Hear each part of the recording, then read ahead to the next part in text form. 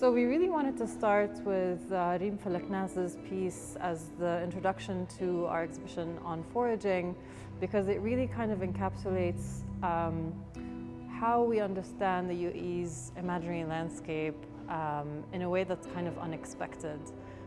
Usually when we think about the landscape in the region, we think of, at least from a global perspective, we think of a kind of an arid landscape, but for us we wanted to kind of use this opportunity in the exhibition to reframe what that imagination is. And in the colors in this image, you see the bright green, you see someone wearing a blue shirt and carrying a bright blue bag, kind of in search of something, in search of fruits, in search of potential within the kind of density of the tree. And that really sets the scene for us in the exhibition.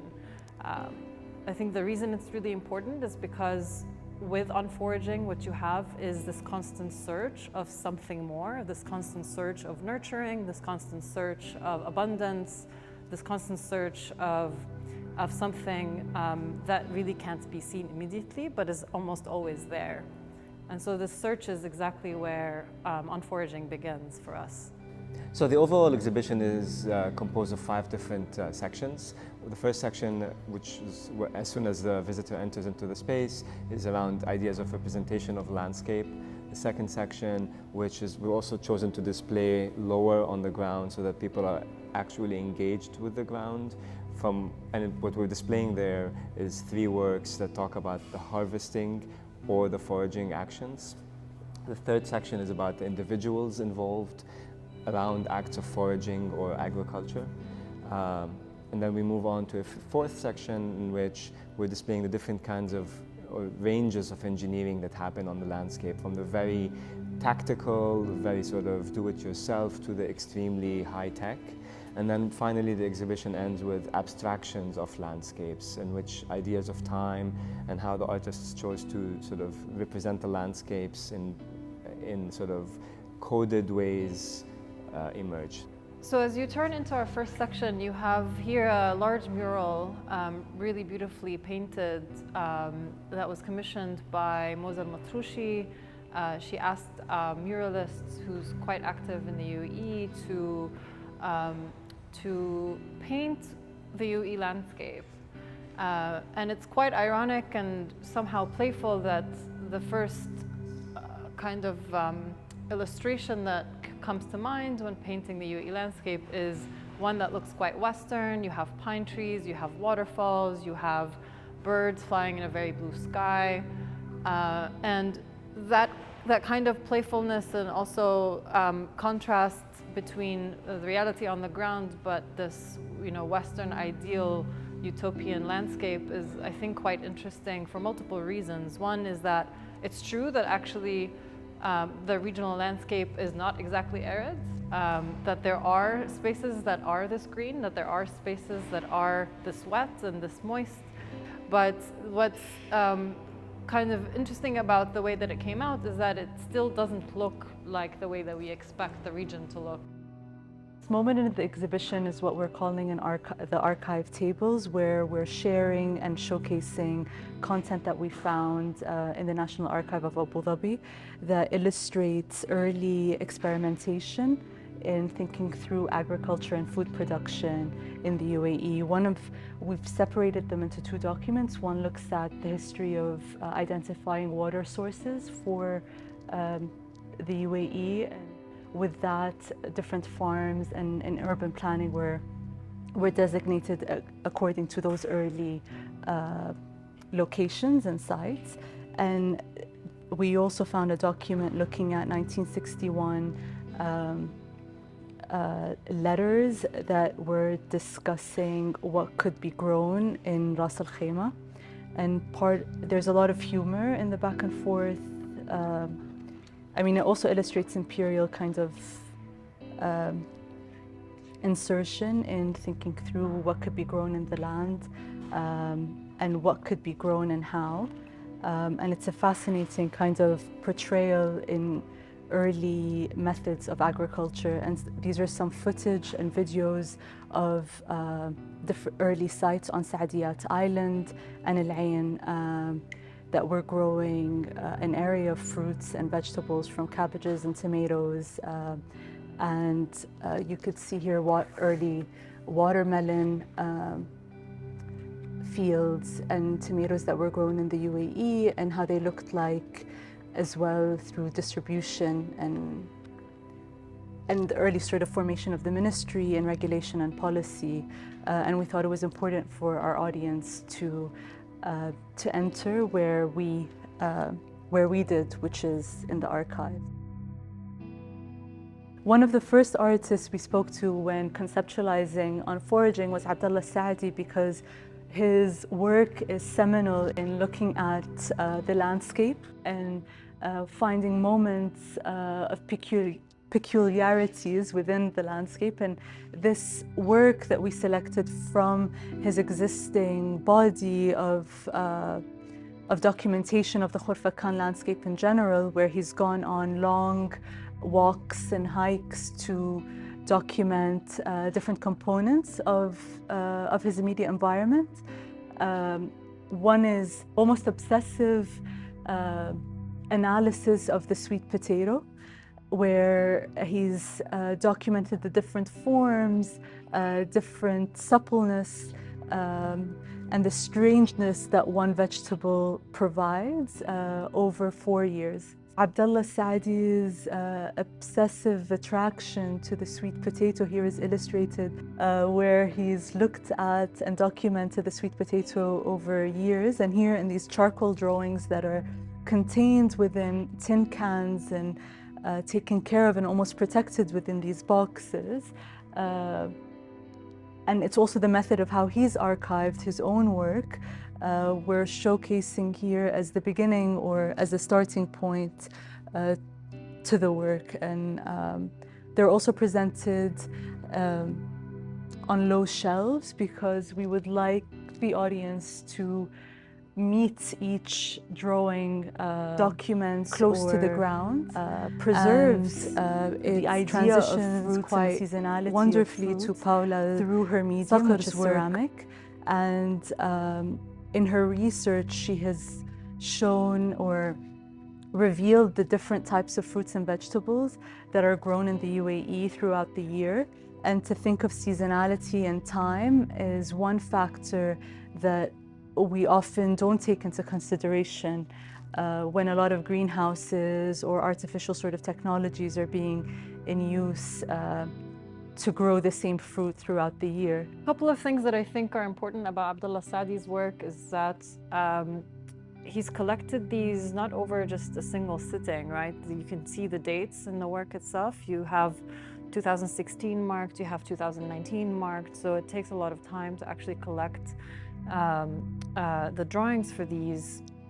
In the third space of the exhibition, we have 3 works talking to each other by Al-Ghoussein, Reem, Falaknaz, and a film by Vikram Divcha. In Al-Ghousein's work, what we see is these life-size photographs of windshields of buses that are used to transport individuals who are working in agriculture and in sort of growing the landscape. And next to Tariq's work, we have a text that was essentially a conversation between Tariq and Deepak Unnikrishnan's,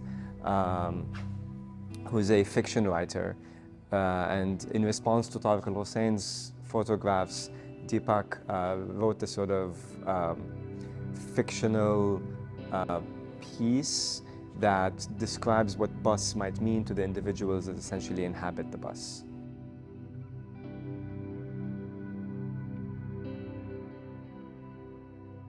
Another aspect of kind of documenting the individuals who work within agriculture or who are involved in agriculture is Reem, is sort of shown in Reem Falaknaz's photographs that show us active engagement with foraging or active engagement with landscape, as well as consuming the food that comes out of these landscapes. What we also see is networks of families, or what Reem reveals is really networks of families that exist across the landscape that share their resources. the second archive table, where we're presenting a few documents from Najoum Al-Ghanim's film that we're showcasing in the next section. And her film looks at beekeepers in Ras Al Khaimah, Aisha and Gharib. Aisha's beekeeping methods and her care of wild bees in the rocky climates of rocky landscape of Ras Al Khaimah here is encapsulated, and we wanted to show as part of the room that discusses the labor of individuals that partake in foraging, the labor of the artists that we drew in conversation for this exhibition.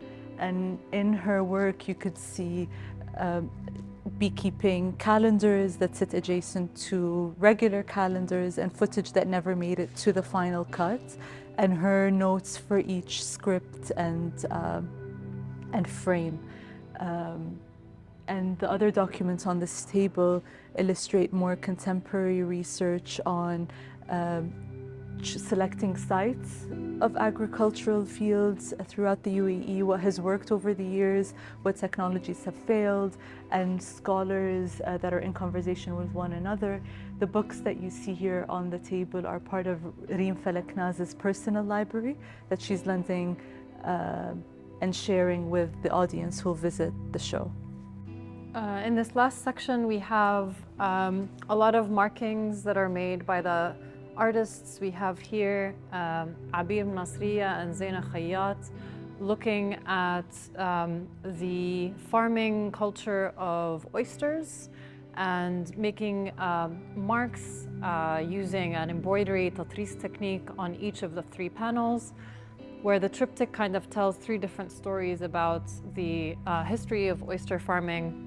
And what I think is really kind of beautiful about this piece is the visual effect that you see by just walking past the elements and kind of walking around it, where it starts to feel like you're actually underwater, and kind of bringing that invisibility of water that we've spoken about in the past with other works, and actually making it really tangible and physical here by making the stitches and using the fabric as a material quality that really speaks to water and to oyster farming in a very tangible and tactile way.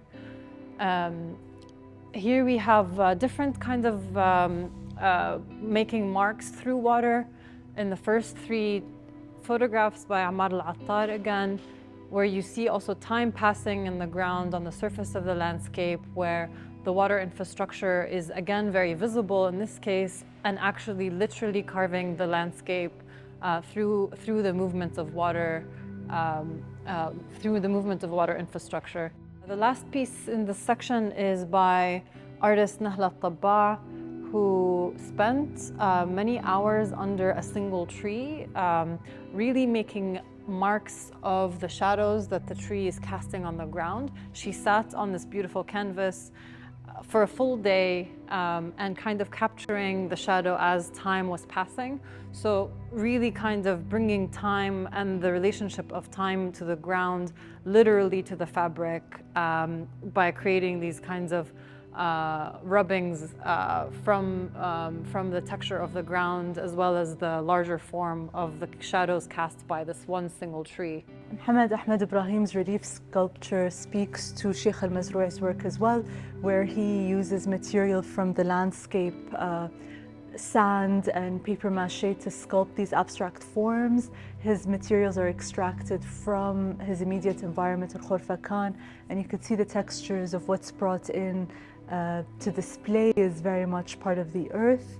And in contrast to Shaikha's work depicts scalar crop circles that exist in Ghantut and depicts them almost in a literal way, whereas there's a depletion in the resources and the traces that are left on the ground. And Mohammed Ahmed Ibrahim's material in itself is an extraction from the Khorfakan landscape and onto he begins to form his relief sculpture from the materials foraged.